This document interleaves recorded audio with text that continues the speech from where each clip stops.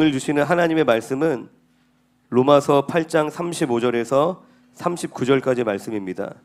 로마서 8장 35절에서 39절까지 말씀입니다.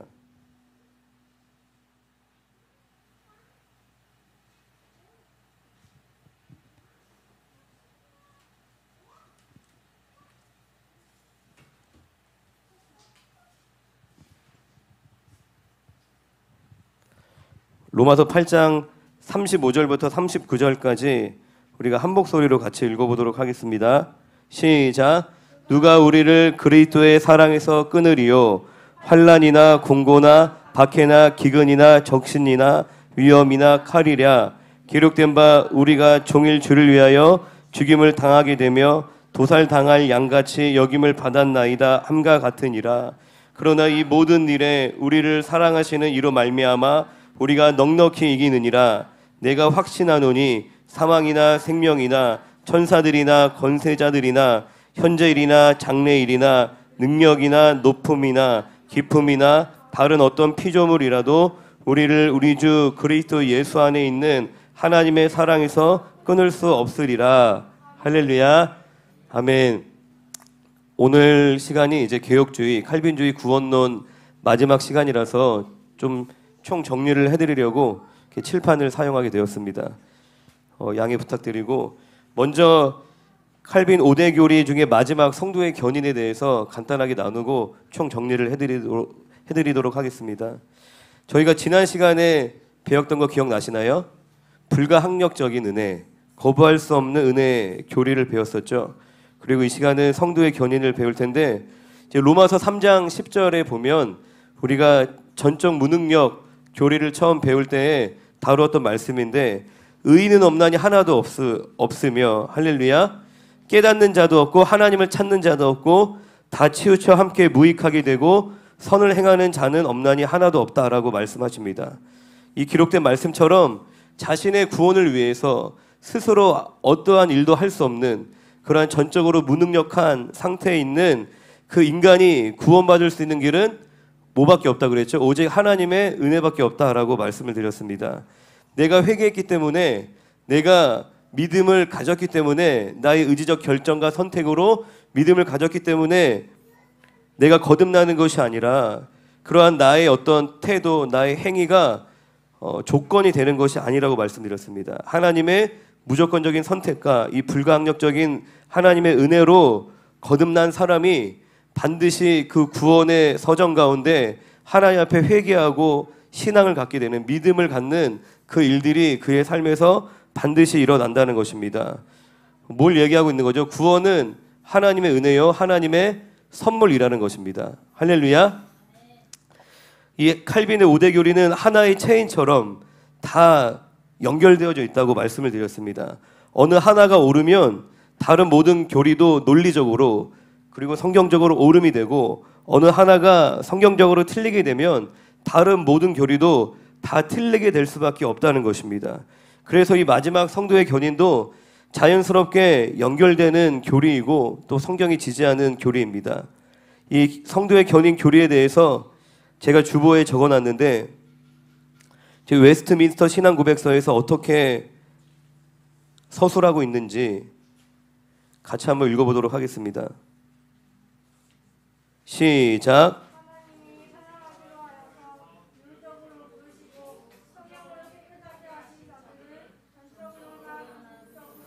은혜의 상태에서 타락될 수 없다. 오히려 최후까지 보존되어 영원히 구원받게 된다. 할렐루야. 참된 그리스도인은 잠시 잠깐 죄에 빠질 수 있습니다. 잠시 잠깐 넘어질 수 있으나 영원히 타락하여서 지옥에 떨어지지 않는다라는 것이 이 성도의 견인 교리입니다. 그러나 이제 알미니안주의자들은 이 교리를 반대하죠. 언제든지 구원의 상태에서 멸망의 상태로 떨어질 수 있다라고 가르칩니다. 그러니까 참된 믿음을 가졌던 사람도 그 참된 믿음을 스스로 잃어버리면 구원에서 떨어진다. 오늘 하나님의 자녀였던 사람이 내일 사탄의 아들이 될 수 있다라고 이야기를 하는 것입니다. 주장하는 핵심이 뭐냐면, 핵심을 잘 알아야 되는데, 이 구원의 여부가 누구에게 달려있다는 것이죠? 사람에게 달려있다는 것입니다. 알미니안주의는 이 구원의 여부가 사람의 의지와 책임에 달려 있다는 것입니다. 그렇기 때문에 성도가 끝까지 하나님의 보호 아래에서 하나님의 보호 아래 가운데 영원한 구원을 성취한다는 이 견인교리를 거부합니다. 그러나 성경은 이 선택된 하나님의 백성들은 하나님의 손에서 그 누구도 빼앗을 수 없다라고 우리에게 말씀을 하십니다. 요한복음 10장을 같이 한번 보겠습니다. 요한복음 10장 27절.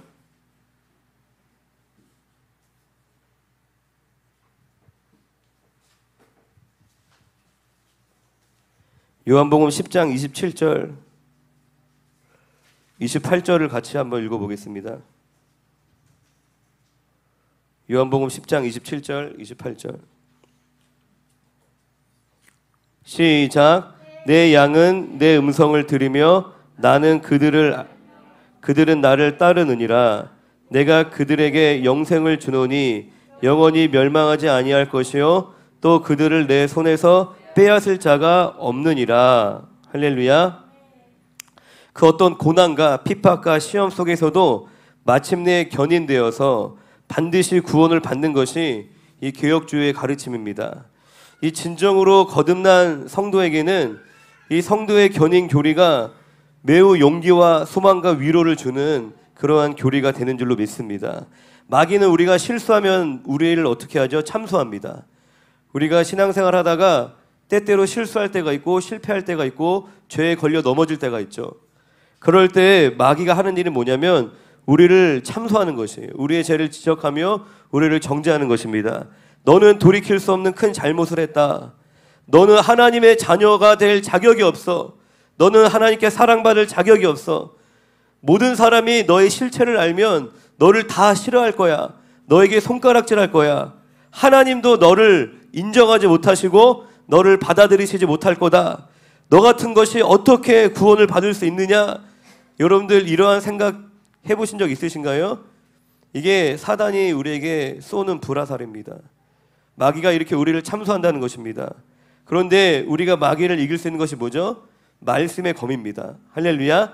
내 느낌을 따라 우리가 믿는 게 아니라 내가 열심히 예배드리고 수련회 때 은혜 받으면 와 내가 구원받은 것 같고 하나님이 나를 사랑하시는 것처럼 느껴지지만 내가 죄악 가운데 넘어지고 하나님과 약속한 것들을 지키지 못할 때에 또 어떠한 마음이 들죠? 느낌이 뭔가 하나님이 나를 인정하지 않고 사랑하지 않고 내가 자격이 없고 뭔가 내 구원이 확실하지 않은 것처럼 느껴집니다. 그런데 우리가 우리의 느낌을 따라서 믿는 것이 아니라 하나님의 말씀을 따라서 믿는 것인 줄로 기억하시기를 바랍니다. 할렐루야. 참 그리스도인에게 임한 이 성령 하나님은 우리 안에 한번 내주하시면 영원히 떠나지 아니하시는 줄로 믿습니다. 요한복음 14장 16절 말씀을 봅시다. 요한복음 14장 16절.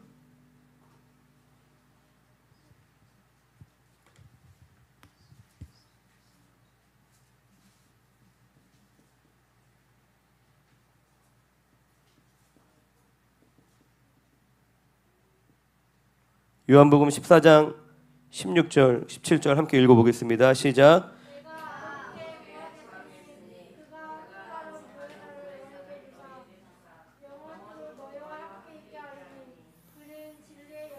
세상이 능을 못하나니 이는 그를 보지도 못하고 알지도 못함이라. 그러나 너희는 그를 아나니 그는 너희와 함께 거하시며 또 너희 속에 계시겠음이라. 할렐루야. 예수님께서 약속하신 보혜사 성령은 영원토록 함께 하신다라고 우리에게 말씀을 하십니다. 할렐루야. 영원토록 너희와 함께 있으리니. 그리고 17절에 보면 이 성령 하나님께서 내주하셔서 이 구원의 특별한 은혜를 베풀어 주시는 이 대상이 세상 모든 사람일까요? 17절에 그는 진리의 영이라 세상은 능히 그를 받지 못하나니. 세상은 능히 그를 받지 못한다라고 말씀을 하시는데 여기서 얘기하는 세상이 뭐죠? 세상 모든 사람을 얘기하는 걸까요? 아니죠. 불신자를 말하는 것입니다. 이 문맥을 보면 세상은 능히 그를 받지 못하나니 잘 해석이 되죠. 어렵지 않게. 그러니까 성경에서 제가 지난번에도 말씀드렸지만 세상이라는 단어가 뭘 의미하는지 문맥에 맞게 우리가 해석을 해야 됩니다. 이 어떤 우주 전체, 물리적 공간, 특정한 사람, 전체의 사람 다 성경마다 이 세상 그리고 모든이라는 단어가 의미하는 것이 다르기 때문에 잘 해석을 해야 되는 것입니다. 성령 하나님께서 신자 안에 거하시면 그 안에서 영원토록 떠나지 아니하시는데 그 안에서 하시는 일이 뭐냐면 첫 번째는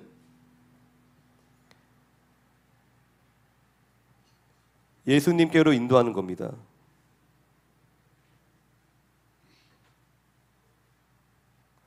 우리에게 계속 믿음을 갖게 하시는 겁니다. 우리 안에 내주하시는 성령님께서 계속 우리로 하여금 하나님을 신뢰하고 하나님을 의지하고 하나님을 향한 신앙의 마음들이 일어날 수 있도록 우리를 도우신다는 겁니다. 요한복음 15장 26절에 보면 찾아볼까요? 그 근처에 있으니까 요한복음 15장 26절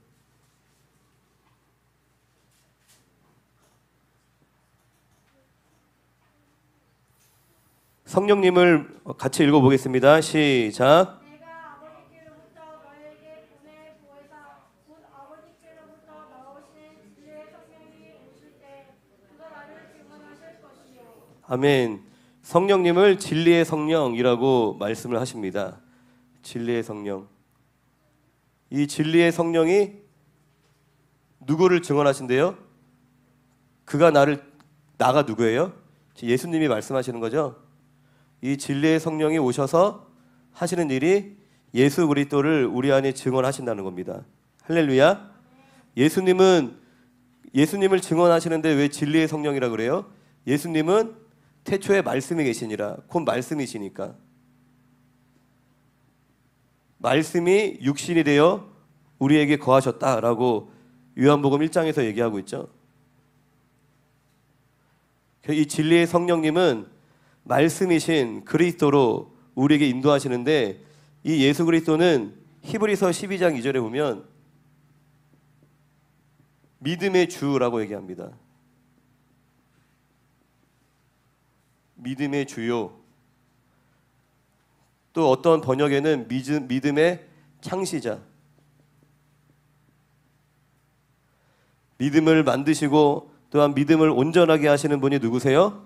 예수 그리스도. 할렐루야.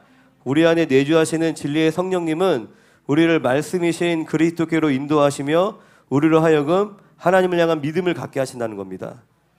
그래서 우리가 끝까지 우리의 믿음을 지켜갈 수 있도록 우리가 끝까지 때때로 시험에 들고 넘어질 때가 있지만 우리가 믿음을 통하여 승리할 수 있도록 우리 안에 도우시는 분이 누구시라고요?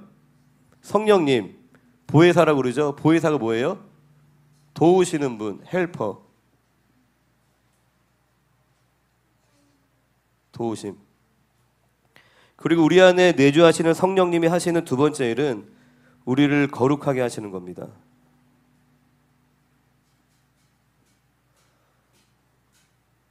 로마서 1장 4절에 보면 성령님을 성결의 영이다라고 표현을 하고 있습니다. 그리고 세 번째, 우리 안에 내주하시는 성령님은 우리를 보호하시고 우리를 양육하십니다. 거듭난 성도 안에 내주하시는 성령님께서 우리 안에 하시는 일을 말씀을 드리는데 창세기 1장 우리가 잘 아는 1절에 보면 1장 2절인가요? 2절에 보면 여호와의 신이 수면 위를 운행하신다라고 표현되고 있죠. 창세기 읽어볼까요?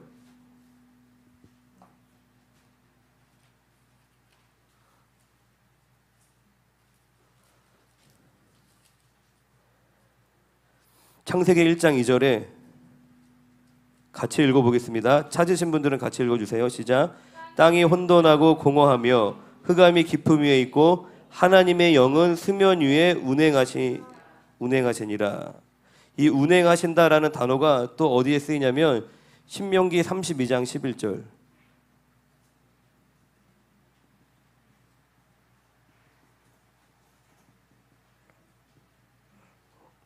어떠한 의미로 쓰이냐면 이 어미 독수리가 새끼들이 완전히 날 수 있을 때까지 그 새끼들 위에 돌면서, 그러니까 하나님이 이 세상을 창조하실 때 하나님의 신이 수면 위를 운행하신다라고 기록하고 있는데, 이 운행하신다라는 것이 또한 어떤 의미를 담고 있냐면, 이 어미 독수리가 이 새끼 독수리 위를 맴돌면서 그 새끼 독수리를 지키고 보호하고, 그리고 이 새끼 독수리가 온전히 날 수 있도록 그렇게 한다고 하잖아요. 둥지에서 딱 물어갖고 딱 떨어뜨리면은 새끼 독수리가 막 떨어져 죽지 않으려고 날개를 파닥파닥 한다고 합니다.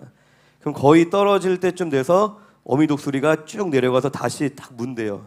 낚아채고 둥지에 올렸다가, 그럼 이 새끼 독수리는 으악 내가 이제 죽는구나 했다가 딱 건짐을 받죠. 그리고 나서 또 던진대요. 그런 얘기 들어봤나요? 또 던지면은 또 그 새끼 독수리는 살아남으려고 막 날개를 파닥파닥 거리다가, 그런데 처음부터 잘 날 수 있을까요? 날 수 없죠. 또 아이고 내가 죽었구나 하고 있는데 어미 독수리가 딱 물어서 다시 둥지에 올려주고, 그러한 과정을 통해서 새끼 독수리의 날개가 어떻게 되는 거예요? 힘을 갖게 되는 겁니다. 스스로 날 수 있는 힘을 얻게 되는데, 이렇게 어미 독수리가 새끼 독수리를 보호하고, 그리고 다른 위협으로부터 지키고, 그리고 스스로 날 수 있도록 양육하고 훈련하는 이 모든 행위들을 이 운행한다라는 이 단어로 표현을 하고 있다는 것입니다. 할렐루야. 그러니까 성령 하나님은 우리 안에 내주하시며, 거듭난 성도 안에 내주하시며, 우리를 영원히 떠나지 아니하시고 우리를 이렇게 지키시고 보호하시고 우리의 믿음을 일으키시고, 또 우리로 하여금 거룩하게 하신다는 게 뭐예요? 회개하게 하신다는 거죠. 우리로 하여금 죄를 깨닫고 죄를 미워하고 죄를 회개하고 우리의 삶을 거룩하게 성화시켜 가시고, 또한 그 끝날까지 우리를 보호하시고 또 자라게 하시는 그러한 역할을 우리 안에 계시는 성령님이 하신다라고 말씀을 하십니다. 이 사도 바울은 로마서에서 무엇이 우리를 그리스도의 사랑에서 끊으리요? 라고 말합니다. 우리가 오늘 읽었던 본문이죠. 하나님의 사랑과 비교할 수 있는 것이 없죠.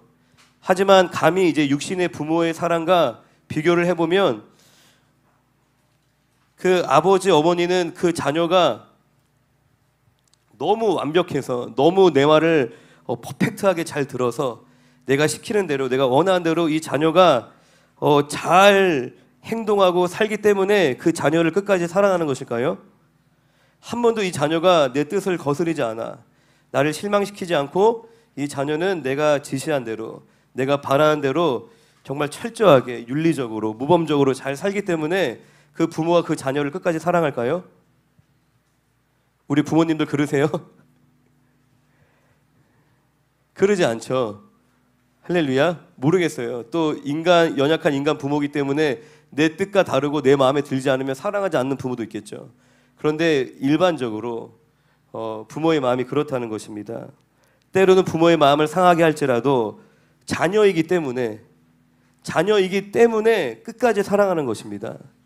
이 어린 자녀가 처음에 태어났을 때, 처음에 이제 갓 태어나면은 그다지 이쁘지 않거든요. 요즘에는 많이 아이들이 이제 뱃속에서 자라서 태어나긴 하는데, 그래도 막 얼굴이 이렇게 눌려져 있고, 저는 이제 예안이었나 딱 처음에 태어났는데 되게 힘들게 나왔어요. 그랬더니 머리가 이렇게 뾰족해져 있더라고요. 여기 머리가. 아이들이 막 힘들게 빼다 보니까 이게 흐물흐물 하잖아요, 뼈가 아직. 그러니까 머리가 이렇게 뾰족해져 있어. 뭐야, 외계인이 태어났나 막 그렇게, 그럴 정도로. 그래도 이뻐요. 그래도 감격스럽고 딱 아이를 보자마자 막 울컥해요. 그게 부모의 마음이라는 것입니다. 이 자녀가 막 똥 싸고 먹기만 하고 잠만 자고 스스로 할 수 있는 게 아무것도 없고, 부모님을 얼마나 수고스럽게 해요. 막 빽빽 울긴 하고. 그래도 부모가 사랑하잖아요. 왜요? 자녀이기 때문에. 그런 것입니다. 하나님이 베푸시는 이 구원은 이 연약한 우리들에게 달려있지 않습니다. 하나님 아버지의 그 끊임없는 그 사랑에 우리의 구원이 달려져 있다는 것입니다. 로마서 5장 8절에 우리가 아직 죄인 되었을 때에 그리스도께서 우리를 위하여 죽으심으로 하나님께서 우리에 대한 자기의 사랑을 확증하셨느니라. 로마서 5장 8절. 이 말씀에서 뭐라고 얘기하냐면 우리가 죄인 되었을 때, 우리가 원수 되었을 때 우리를 사랑하셨대요. 할렐루야. 우리에게 어떠한 우리가 사랑받을 만한 모습이 보여서 사랑받을 만한 자격이 있어서 사랑하신 것이 아니라 우리가 죄인이었을 때, 우리가 하나님을 알지도 못하고 하나님을 찾지도 않고 오히려 하나님을 대적하며 주님과 원수 되었을 때에 우리를 사랑하신 하나님이라고 말씀을 하십니다. 원수 되었을 때도 사랑하신 하나님이신데 거듭난 당신의 자녀가 점진적으로 거룩의 길을 가고 있어요. 하나님의 은혜를 사모하며 믿음으로 살려고 몸부림치고 있는데 잠시 한눈 팔았다고, 이기지 못하는 연약함이 있다고 해서 그 은혜를 거두실까요? 원수 되었을 때, 우리가 죄인일 때 베푸신 은혜를 이제 자녀가 되어서 하나님의 뜻대로 살려고 몸부림치는 그 자녀에게서 그걸 거두시겠냐라는 거예요. 원수도 사랑하신 하나님께서 당신의 자녀에게 은혜를 거두시는 일은 있을 수 없다는 것입니다. 빌립보서 1장 6절에 너희 안에 착한 일을 시작하신 이가 그리스도 예수의 날까지 이루실 줄을 우리는 확신하노라. 할렐루야.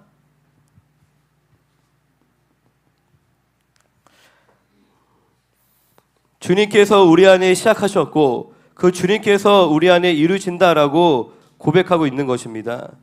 하나님은 우리 안에 착한 일을 시작하신 이유, 믿는 자에게 계속 은혜를 주시는 분이십니다. 그리고 하나님은 알파와 오메가의 하나님이시고 우리의 시작과 마지막까지 책임지시는 하나님이신 줄로 믿습니다. 그런데 보면 우리 주변에 믿음 생활 잘하다가 신앙을 저버리는, 뭔가 하나님을 떠나버리는 사람들의 모습을 간혹 볼 때가 있습니다. 그럴 때마다 이제 궁금한 거죠. 저들은 왜 저러지? 구원받았다가 구원을 잃어버린 것인가? 이에 대해서 요한일서 2장 19절에서 말씀을 하십니다. 우리 같이 말씀을 찾아봅시다. 요한일서 2장 19절.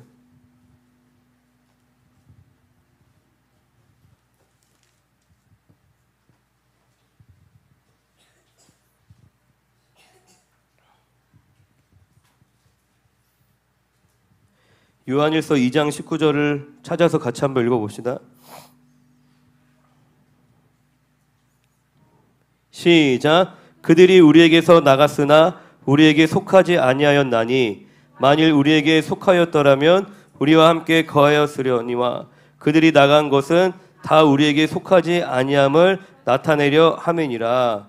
아멘. 그러니까 눈에 보이는 유형의 교회에 출석을 하고 속해 있다가 거기서 나간 이들이 있다는 것이에요. 그런데 그들이 나간 이유가 뭐냐면 그들은 원래부터 우리에게 속하지 아니하였던 자라고 얘기합니다. 그게 뭐예요? 원래부터 거듭나지 않았던, 함께 예배도 드리고 함께 사역도 하고 함께 봉사도 했지만 이들은 하나님의 자녀였다가 사탄의 자녀가 된 것이 아니라 원래부터 믿음이 없었던, 중생하지 않았던 자들임을 이제 증명하는 것이다 라고 지금 요한 사도가 얘기를 하고 있는 것입니다. 할렐루야. 교회에서 집사도 하였고 심지어 교회에서 사역자였어. 그런데 결과적으로 이들이 교회를 떠나고 신앙을 저버리고 무슨 불교에 갔어. 그러면 예수를 잘 믿고 구원받았다가 구원을 잃어버린 것이 아니라 이들이 원래부터 속하지 아니하였던 자들임을, 원래 구원받지 아니하였던 자들임을 지금 나타낸 것뿐이다 라고 요한 사도가 얘기를 하고 있는 것입니다. 그리고 히브리서 6장 4절부터 6절에 보면 제가 읽어드리겠습니다.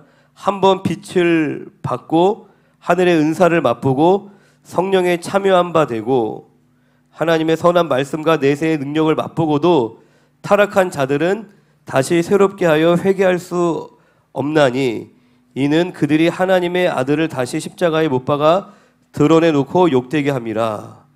또 이 말씀이 되게 난해한 구절입니다. 성령을 체험했는데 다시 이들이 타락했대? 그런데 보시면 우리가 또한 마태복음 7장 22절에 잘 아는 말씀에 그날에 많은 사람이 나더러 이르되 주여 주여 우리가 주의 이름으로 선지자 노릇을 하며 주의 이름으로 귀신을 쫓아내며 주의 이름으로 많은 권능을 행하지 아니하였나이까 하리니 그때에 내가 그들에게 밝히 말하되 내가 너희를 도무지 알지 못하니 불법을 행하는 자들아 내게서 떠나가라 하리라. 할렐루야. 그러니까 주님의 이름으로 선지자 노릇을 하고 주의 이름으로 귀신을 내어 쫓고 주의 이름으로 많은 성령의 권능을 행하였지만 그들이 모두 구원받은 자들이라는 것이에요?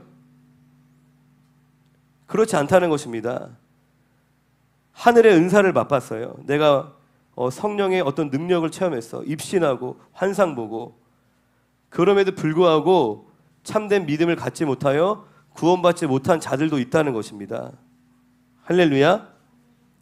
이 히브리서 전체에 13가 되는 구절이 있는데 이 구절을 보면 이제 좀 이해가 됩니다. 히브리서 3장 14절을 같이 읽어봅시다. 히브리서 3장 14절.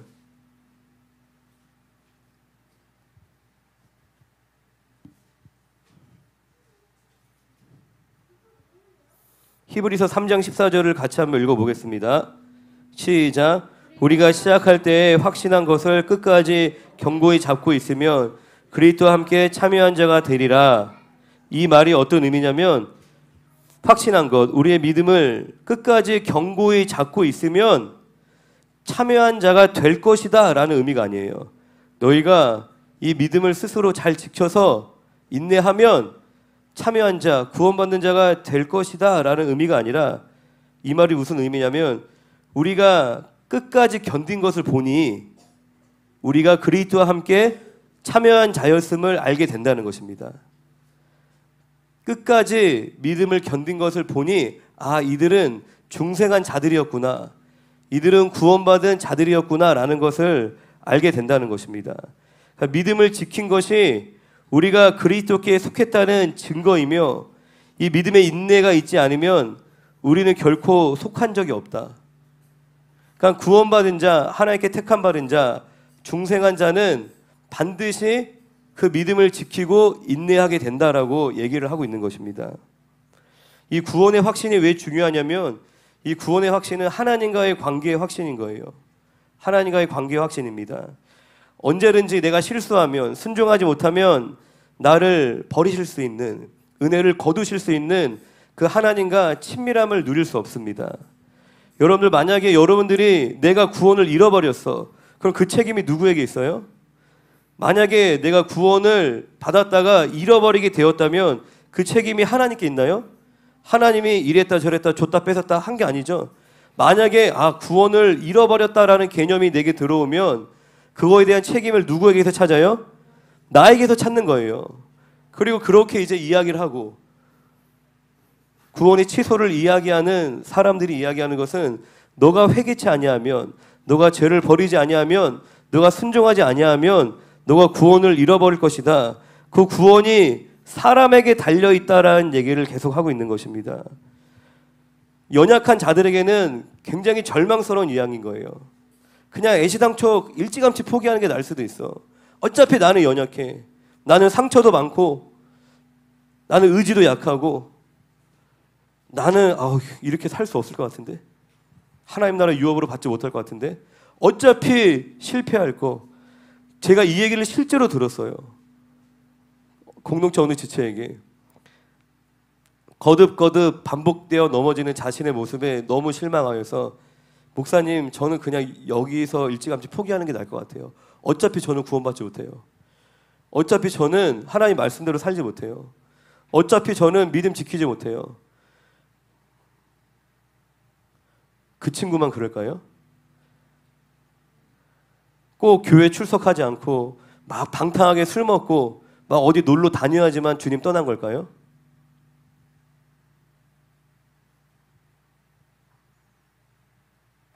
내가 성령의 인도하심을 따라 살지 않는 내가 육신을 따라 살아가는 그 모든 것이 하나님 앞에 죄인 것입니다. 누군가를 미워하는 거, 시기 질투하는 거, 하나님을 신뢰하고 의지하지 못함으로써 반응하는 모든 행동들, 물질을 의지하고 사람을 의지하고 내 지식과 경험과 내 힘을 의지하여 나아가는 모든 걸음들이 다 하나님을 떠난 것인데 구원받을 수 있는 사람이 있을까요? 두드러지게 어떤 사회 법을 어기고 그냥 일반적으로 사람들이 생각하기에 비윤리적인 행위를 해야지만 그 사람이 죄인이에요? 아닙니다. 죄의 본질은 뭐냐면 내가 주인 되어 사는 거잖아요. 아무리 사람 보기에 젠틀하고 사람 보기에 인격적이고 사람 보기에 선량해 보여도 얼마든지 내가 주인되어 내 중심적으로 내 감정을 따라 내가 사람들에게 잘 보이기 위해서 선한 말을 하고 사람들에게 인정받기 위해서 얼마든지 도덕적으로 살아갈 수 있다는 것입니다. 예수 안 믿어도 존경받을 만한 사람 얼마나 많아요. 예수 안 믿어도 선량해 보이고 저 사람은 법 없이도 살 수 있다. 그렇게 불리는 사람들 얼마나 많아요. 그 사람들이 그렇게 보인다고 구원받을까요? 그렇지 않죠. 죄의 본질이 그게 아니기 때문에 아무리 사람들에게 칭찬받고 인정을 받아도 하나님을 떠나서 내가 주인되어 살아간다면 그것이 죄라는 것입니다. 그 죄 앞에 자신 있는 사람 누가 있어요? 나는 내가 스스로 넉넉히 이길 수 있다. 이 땅에서의 완벽함은 없습니다. 할렐루야. 그 자체가 굉장히 하나님을 오해하고 있는 것이에요. 스스로 자괴감에 떨어질 수밖에 없고 그리고 나는 구원받지 못할 거라는 그 두려움에 사로잡히게 되는 것입니다. 할렐루야. 이제 최종적으로 정리를 할 텐데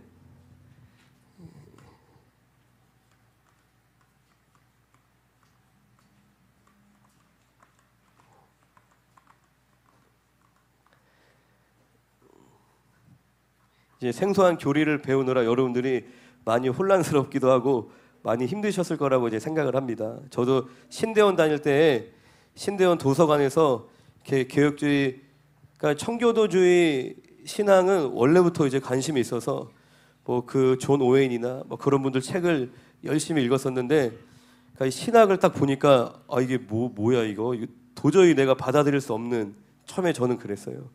그런데 제가 왜 굳이 교리를 자꾸 가르치냐면 신앙의 본질은 뭐 그냥 쉽게 얘기해서 사랑하는 거잖아요. 사랑하는 거. 십자가 사랑. 그냥 신앙의 본질은 그냥 간단하게 얘기하면 우리가 사랑하는 거잖아요. 저는 탁상 공론하는 거 별로 안 좋아하는 성격이에요. 이론가도 아니고 저는 실천적으로 신앙생활하는 것을 굉장히 중요하게 생각합니다. 그게 신앙생활이 아니라 생활신앙이 되어야 한다. 할렐루야. 교회에 와서 종교적인 행위하는 것이 아니라 우리의 전 생활이 다 신앙적으로 살아야 된다라고 믿고 살아가는데, 그런데 또 제가 이제 뭐 하나의 예를 들면 예전에 제주도에 한번 전도여행을 갔는데 그때 이제 제주도 제가 살 때 알고 지냈던 목사님들한테 갑자기 연락이 와서 거기 시청이었나 어디 앞에서 이제 집회를 하는데 와서 찬양 인도하고 뭐 도와달라는 거예요. 그래서 이제 학생 인권 조례 그것을 이제 반대하는 집회인 거예요. 그러니까 학부모님들 중심으로 이렇게 조직이 결성돼서 그 앞에서 막 반대를 하는 거예요. 뭐 교권이 이제 추락하고 그리고 학생들이 올바로 지도받지 못하고 그리고 이제 학생 인권 조례를 자세히 들여다보면은 여러 의도된 많은 이제 조항들이 있습니다. 성적 자기 결정권, 되게 그런 학생 인권 조례를 바탕으로 시행되는 여러 가지 프로그램들이 있어요. 그러니까 지금 청소년들이 배우는 성교육은 뭔지 아세요? 그러니까 청소년도 성을 즐길 수 있다, 누릴 수 있다라는 전제 아래에서 어떻게 잘 피임하냐, 그리고 어떤 식으로 성생활을 즐기고 이제 거기에다가 젠더 교육까지. 그러니까 전통적인 창조 질서를 파괴하는, 그러니까 생물학적인 남녀의 성이 아니라 사회적 성이라고 내가 느끼고 원하는 성. 할렐루야. 동성애부터 시작해서 그런 거를 막 가르치는 거예요. 그걸 이제 열어주는 거예요. 학생 인권 조례가. 그런데 그거에 대해서 이제 그냥 믿음이 있던 없던지 간에 정상적인 학부모들이 그거를 받아들일 수 있어요? 내 아들이 성교육한다고 하고 포르노 보고 있고 막 그런데 그 학교 보낼 수 있냐고요. 말도 안 되는 거예요. 전통적인 가정의 형태를 막 다 깨트리는, 남자 가정도 있을 수 있어요. 여자 가정도 있을 수 있어요. 그리고 이제는 엄마 아빠가 아닙니다. 부모 1, 부모 2로 불러야 돼요. 막 그런 식의 교육을 한다고 하는데 아이들에게 가장 소중한 단어가 뭐예요? 엄마 아빠잖아요. 근데 그걸 빼앗아 한다는 거예요. 어쨌든 이제 그 집회 가갖고 그 생뚱맞게 막 찬양인도 하고 그러고 있는데 인상 깊었던 게 뭐냐면은 반대쪽 측면이 있습니다. 그거를 찬성하고 반대 집회하는 저희들을 막 공격하는 이제 반대 양쪽에서 그 정문을 사이로 양쪽에서 막 집회를 벌이고 있는데, 근데 이분들도 충격적인 크리스찬들인 거예요. 자칭 하나님의 사랑, 십자가의 사랑하면서 왜 동성애자를 막 그렇게 하고, 아이들을 왜 학대하냐, 정서적으로 아이들 체벌하면 안 돼요, 혼내면 안 돼요, 아이들한테 지적하면 안 돼요 막 그러면서 막 우리한테 사탄의 자식들, 너네가 진짜 그리스도이냐. 그래서 뭐야, 똑같이 예수 믿는다고 하는데 똑같이 십자가의 사랑 외치는데 전혀 다른 사랑을 얘기하고 있는 거예요. 할렐루야. 지금 그런 시대입니다. 이슬람에 대해서, 동성애에 대해서, 북한 문제에 대해서, 사회 각 이슈에 대해서 똑같이 예수를 믿는데 전혀 다른 시각을 가지고 있어요. 국가 간에 대해서. 할렐루야. 그래서 말씀이 필요한 것입니다. 분별을 해야 되는 것이에요. 느낌적인 느낌이 아니라 그냥 보편적 인류의 그냥 불쌍한 사람 불쌍해요. 그러한 차원을 넘어서 우리가 진리 안에서 사랑을 해야 되는 것입니다. 그래서 말씀이 중요하고 말씀을 올바로 해석하기 위해서 교리와 신학이 매우 중요한 것입니다. 할렐루야. 이 개혁주의 구원론을 한마디로 정의하면 하나님의 구원입니다. 하나님의 구원. 여러분들 기독교와 다른 종교의 차이점이 뭔지 아시나요? 기독교와 다른 종교? 다른 모든 이방 종교의 특징은 뭐냐면 인간이 신을 찾아가는 것입니다. 인간이 신을 찾아가는 거예요. 여러 고행과 종교적 열심과 그 나름대로의 교리들을 막 지키면서 인간이 구원받기 위하여서 어떤 극락의 세계 뭐 그런 것들에 도달하기 위해서 인간이 신을 찾아가는 거예요. 그런데 기독교는 뭐죠? 하나님이 사람에게 오신 거죠. 이게 가장 결정적이고 근본적인 차이입니다. 할렐루야. 우리가 고행을 통해 인간의 의지와 열심을 통해 하나님을 내가 찾아서 구원을 이루고 구원을 성취하는 것이 아니라 그것은 인간 중심의 구원인 거예요. 그런데 기독교는 뭐냐면 하나님 중심의 구원인 거예요.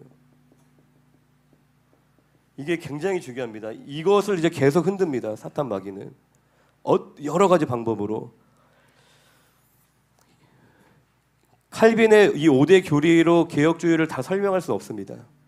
훨씬 개혁주의는 더 광범위한데, 그런데 이 칼빈의 5대 교리만 이제 간단하게 본 거죠. 저희가 뭘 배웠어요?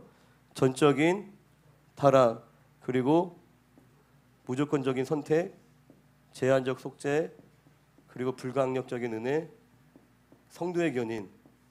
이게 가만히 보면은 다 누가 하는 일이에요? 이 다 하나님이 하신 일이에요. 그러니까 이 구원에 대해서 하나님이 하시는 일.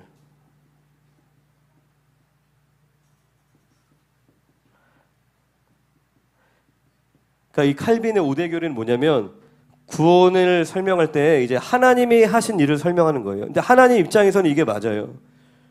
할렐루야. 이게 성경적입니다. 하나님 입장에서. 그런데 우리가 놓치는 게 뭐냐면 어쨌든 하나님 입장에서는 하나님은 전지전능하시죠. 사람으로 인하여 하나님의 뜻이 폐하여질 수 있어요?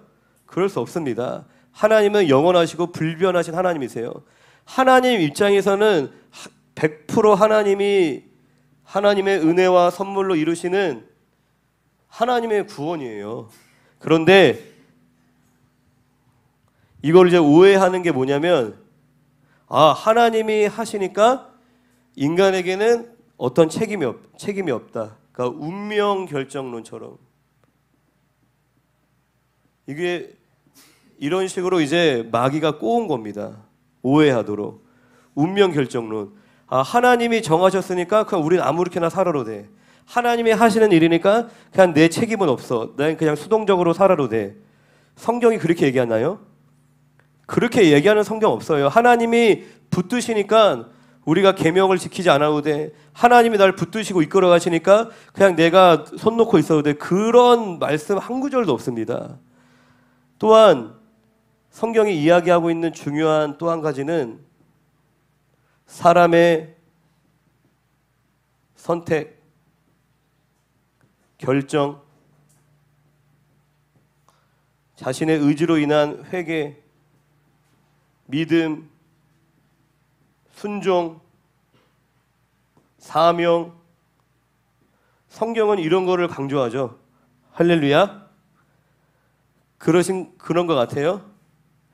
그러니까 구원을 하나님 편에서 설명을 하면은 이렇게 풀어지는 것이고, 그리고 사람 편에서 설명하면 이렇게 풀어지는 거예요.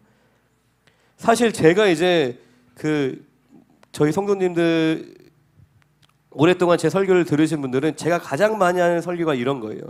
회개, 순종, 그리고 결단을 촉구하고 헌신을 유도하고 그리고 사명 감당하게 하고 계속 사람의 어떤 반응에 대해서 강조를 하는 것을 굉장히 많이 설교합니다. 그러니까 하나님의 예정과 하나님의 주권을 믿지만 저의 신앙의 태도는 저는 전도를 굉장히 중요하게 여겨요. 할렐루야. 하나님이 다 정하셨지만 하나님은 외적 부르심을 통하여서 구원받은 성도를 찾으시기 때문에 전도에 엄청나게 열심을 냅니다. 하나님이 하시는 구원이지만, 그러니까 이게 하나님의 주권과 인간의 자유의지가, 우리 인간의 이성으로는 이게 충돌하는 것처럼 느껴지잖아요. 하나님의 주권 강조하면은 우리가 뭔가 수동적인 것 같고 내 자유의지가 없어지는 것 같고 운명 결정처럼 이해하고, 그런데 반대로 자유의지 강조하면은 또 하나님의 은혜와 주권을 축소시키는 거예요.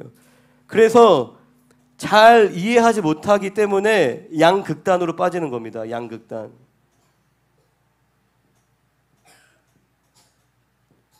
이 사도 바울의 신학, 그리고 어거스틴의 신학, 그리고 종교개혁자들이 추구했던 이 성경적인 신학은 이 두 가지를 다 포함하고 있는 거예요.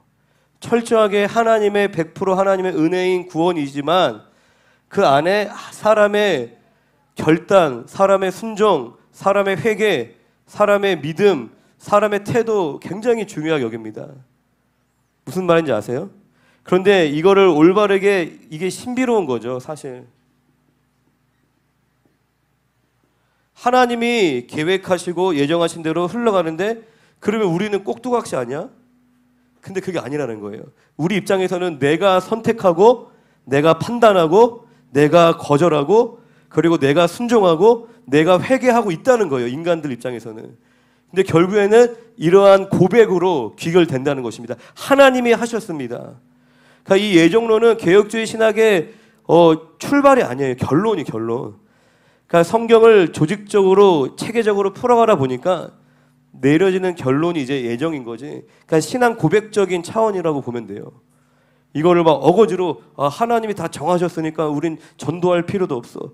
그리고 내가 뭐 믿나 안 믿나 그냥 하나님이 다 정하셨으니까 내가 그냥 열심히 오늘 교회 가지 않아도 뭐 내가 선택받았으면 천국 가는 거고, 내가 열심히 하지 않아도 어차피 내가 열심히 해도 선택받지 못했으면 지옥 가는 거고 내가 뭘 할 필요 있냐. 그런 차원이 절대로 아닙니다. 근데 그렇게 오해를 많이 하는 거죠, 성경을. 그러다 보니까 양극단으로 가는 거예요. 이 건강한 균형을 잃어버리고 어느 쪽으로 가요? 너무 극단적 칼빈주의로 가서 방종하게 되는 겁니다. 그리고 또한 극단은 인간의 결단, 인간의 순종을 강조하다 보니까 어디까지 갔냐면은 이제 하나님 중심의 구원이 아니라 신인 협동 구원이다. 알미니안으로 가는 겁니다. 하나님의 은혜를 인간이 거부할 수 있다. 하나님만 구원을 전적으로 이루시는 것이 아니라 인간이 협력해야지 구원은 이루어지는 것이다. 이것도 이제 너무 멀리 간 거예요. 이거를 주장함과 동시에 성경의 절반이 부정되는 것입니다. 무슨 말인지 알아요? 그런데 우리가 또 헷갈리는 것이 이 알미니안주의하고 웨슬리는 완전 달라요.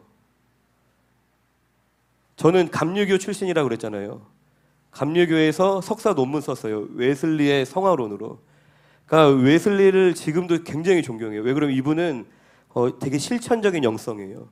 사회 참여를 많이 하셨고 이분이 하신 유명한 얘기가 전 세계가 나의 교구다. 말 타고 다니면서 그냥 엄청나게 전도하신 분이세요. 굉장히 존경하는 분이고 제가 신대원 다닐 때 이분한테 근데 충격적인 게 이분을 배우고 싶어서 신학교 갔는데 이분을 안 가르치는 신학교에서 각자 이제 본인들이 배워왔던 유럽과 미국에서 배운 그 신학들을 가르치더라고요.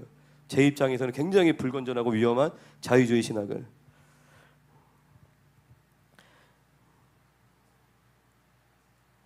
그런데 이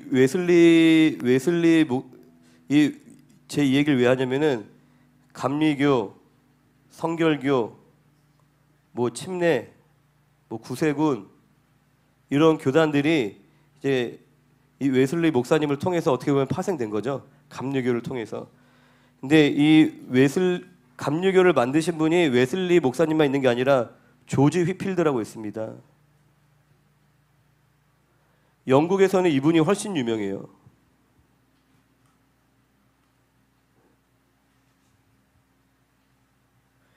이 조지 휘필드라는 분은 굉장히 이제 칼빈주의적 감리교라고 이제 사람들이 평가를 하는데 이분이 이제 미국에 건너가서 이 두 분 목사님이 열심히 전도를 하셨죠. 그런데 이 조지 휘필드의 영향을 받은 분이 조나단 에드워즈, 그 위대한 설교가, 신학자, 철학가. 뭐 이분의 영향을 받았다기보다는 이제 이분과 함께 그 미국의 영적 대각성 운동, 제1차 영적 대각성 운동이 일어납니다. 미국 기독교 역사에 남을 위대한 부흥 운동이 일어나는 그 핵심 주자가 이 조지 휘필드 그리고 조나단 에드워즈, 이 두 분의 목사님을 통해서. 그래서 미국의 지금 가장 큰 교단이 어느 교단이죠? 남침례 교단이잖아요. 남침례 교단은 굉장히 복음적이고 그 신앙 고백이 개혁주의적이에요. 하나님의 선택, 주권을 강조하는 신앙 고백을 하고 있습니다.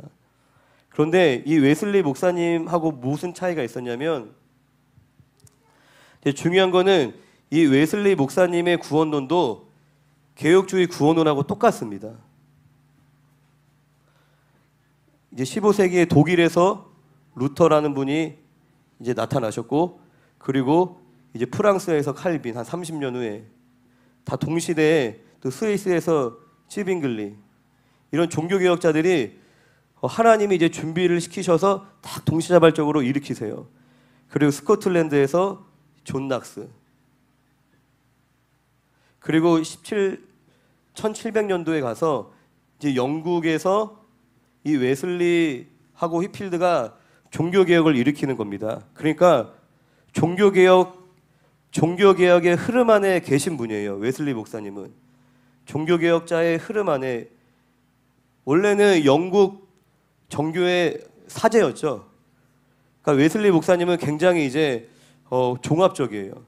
그러니까 그런 카톨릭의 특성도 가지고 계시고 그리고 청교도적인 것도 가지고 계시고 그래도 동방교회적인 것도 가지고 계시고 그러다 보니까 이제 후대에 이분에 대한 이제 해석들이 막 나눠지는 거예요. 왜 그러면은 이분은 칼빈처럼 자기 신학을 정립하지 않았어요. 집대성시키지 않았어요. 칼빈은 기독교 강요라는 책을 쓰셨잖아요. 그런데 웨슬리 목사님은 설교집만 있단 말이에요. 그래서 이분에 대해서 후대에 각자 신학자들이 자기가 원하는 대로 막 해석을 합니다. 자기가 지향하는 방향대로 이분을 해석을 하는데 그런데 이분은 종교개혁자들의 그 신앙의 전통을 그대로 이어가고 있는 분입니다. 이분이 쓰신 믿음으로 말미암는 구원이라는 설교집이 있어요. 저는 논문 쓸 때 이분의 원자료만 봤어요. 설교집하고 일기하고 저널하고. 그런데 이분의 설교집에서 뭐라고 얘기하냐면은 은혜는 구원의 원천이다. 할렐루야. 하나님이 우리에게 베푸신 구원은 그 누구도 흔들 수 없다. 그렇게 분명히 강조를 합니다. 이 종교개혁자들이 주장하는 구원, 하나님 중심의 구원. 할렐루야. 동일하게 그 구원론을 외치고 있는 분이세요. 사실 그게 아니면 개신교가 아니에요. 우리가 지금 성당 있잖아, 성당. 불과 500년 전에는 교회가 없었다니까요. 그때 당시 교회는 뭐예요? 다 카톨릭이었잖아요. 근데 지금 우리가 속해 있는 이 교회를 이제 개신교라고 해요. 개신교. 이 개신교가 생긴 지 500년밖에 안 됐어요. 근데 언제 생긴 거? 종교개혁을 통해 생긴 거잖아요. 그러니까 이분들이 당대의 천재들이에요. 막 10살에 뭐 대학교 옥스퍼드 대학 가갖고 뭐 18살에 교수님이 되고 막 그런다니까요. 그러니까 하나님이 그러니까 당대에 지금 우리의 이성하고 아예 차원 자체가 달라요. 이때 당시에 이제 그 교회의 어린아이들이 배웠던 성경 공부 교재 제가 보면 이해가 안 돼. 엄청 공부를 해야지 이해가 돼요.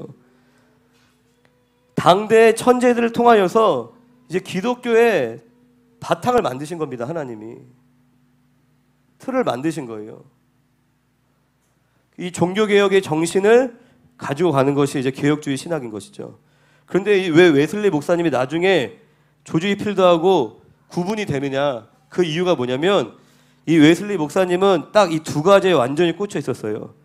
그러니까 성결운동 그리고 성교, 전도.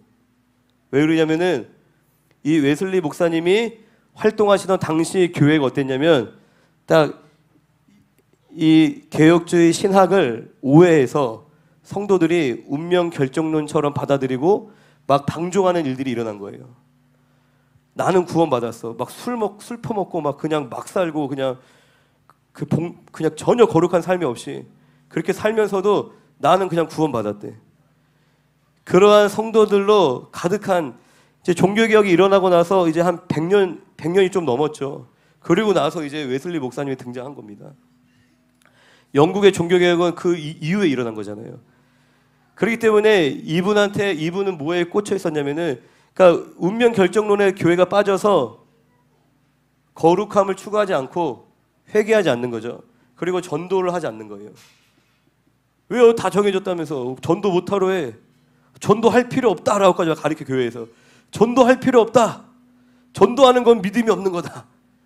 막 그런 식으로까지 가르치니까 이분은 어떤 거를 강조하냐면 시대적으로 성결과 그리고 전도를 엄청나게 강조했습니다. 그러니까 이 휘필드가 예정론을 강조하는 게 싫었던 거예요. 왜 그러면 예정론을 강조하면 이 전도의 문이 막힐까 봐. 사람들이 당시 이 운명 결정론처럼 신앙을 이해하고 있었기 때문에 사람들이 회개하고 순종하고 이런 반응하는 것들을 뭔가 이렇게 못하게 할까 봐 이 휘필드 목사님하고 그런 갈등이 있었는데 나중에 다시 이제 화해합니다. 왜 그러면 큰 틀에서 같았기 때문에.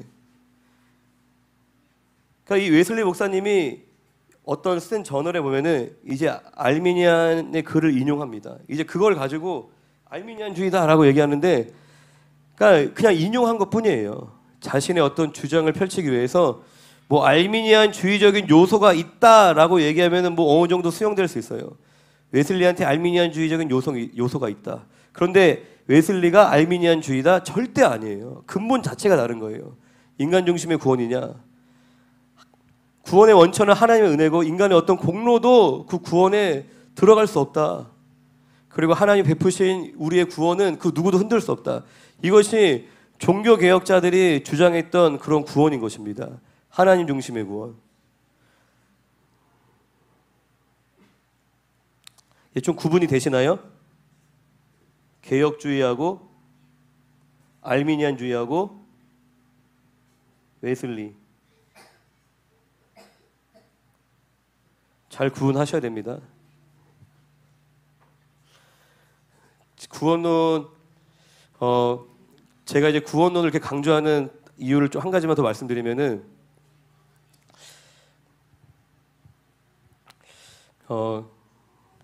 그 모든 대부분의 이단들이 이제 어느 성경에서 이제 이단이 되냐면 요한계시록에서 이단됩니다. 창세기부터 요한계시록까지 이 66권의 성경은 한 권의 말씀이에요.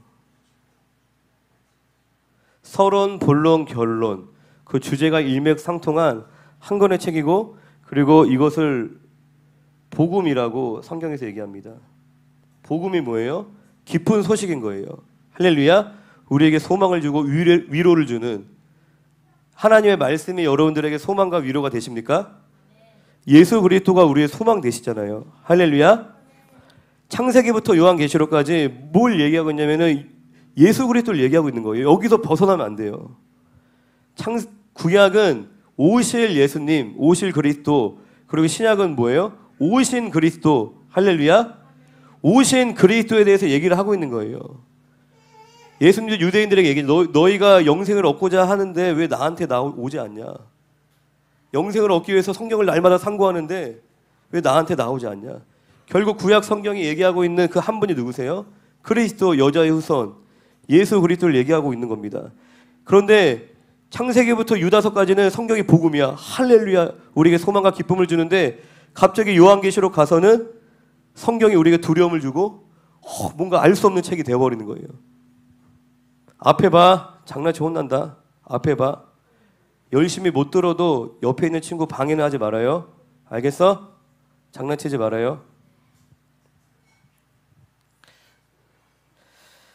이 사람의 어떤 행위, 반응을 이제 강조하면서 뭐 강조하는 것까지 너무 좋아요. 저도 항상 강조하는 건데 그런데 그 강조의 방향이 우리가 사랑해야 된다. 하나님의 말씀대로 살아야 된다. 그리고 우리가 거룩해야 된다. 세상에 덕이 돼야 된다. 본이 돼야 된다.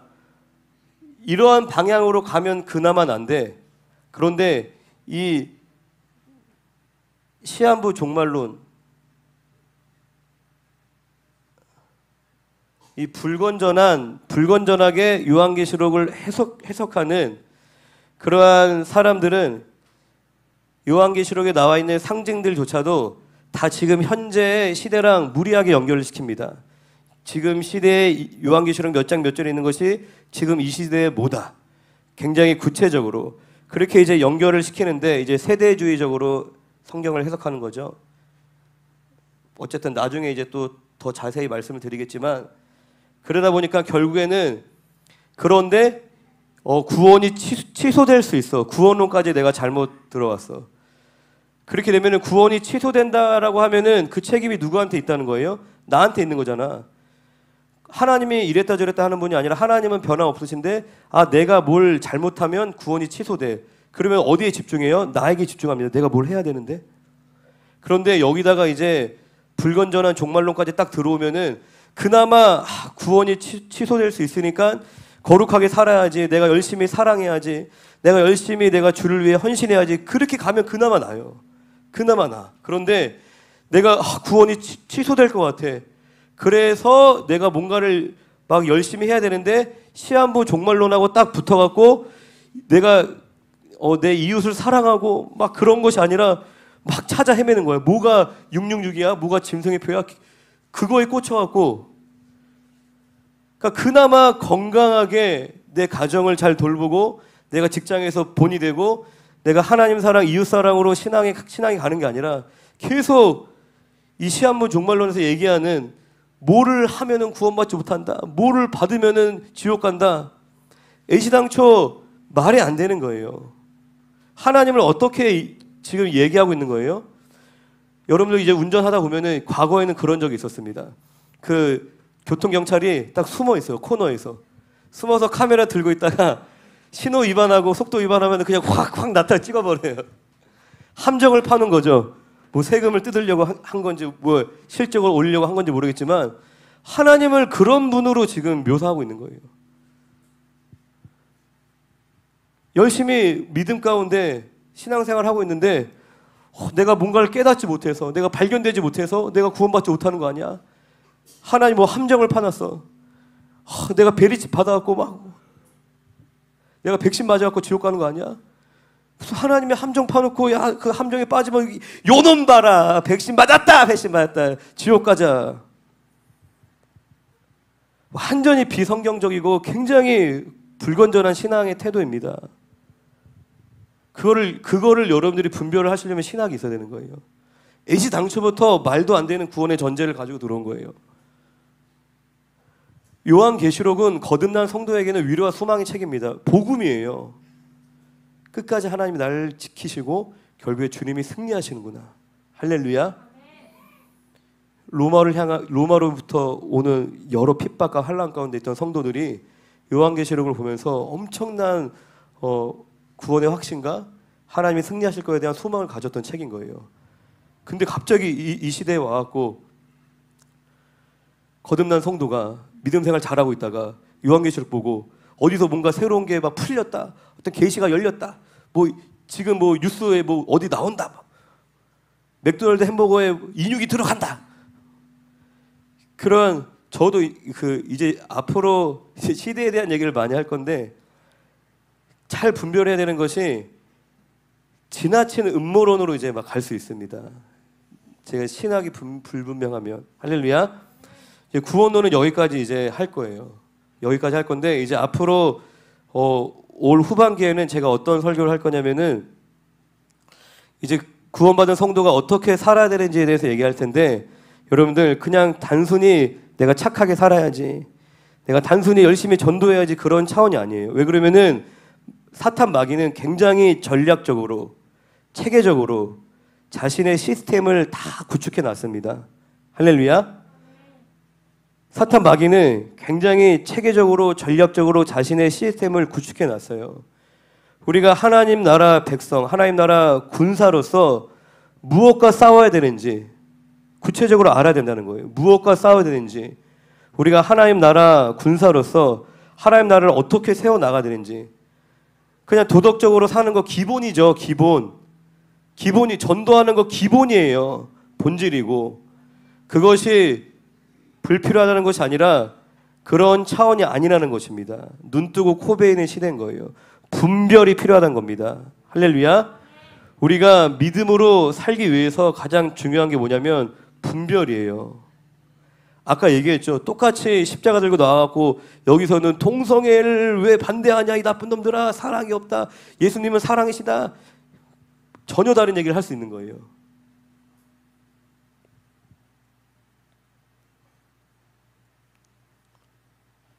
9월 달부터는 시대에 대한 얘기를 우리가 어떻게 살아야 되는지에 대해서 얘기를 할 텐데 이제 남은 8월 한 2주 정도 남았더라고요. 그 기간 동안에는 우리가 세상에 나가서 믿음으로 살려면 우리가 묶인 것들에서 풀려져야 됩니다. 할렐루야.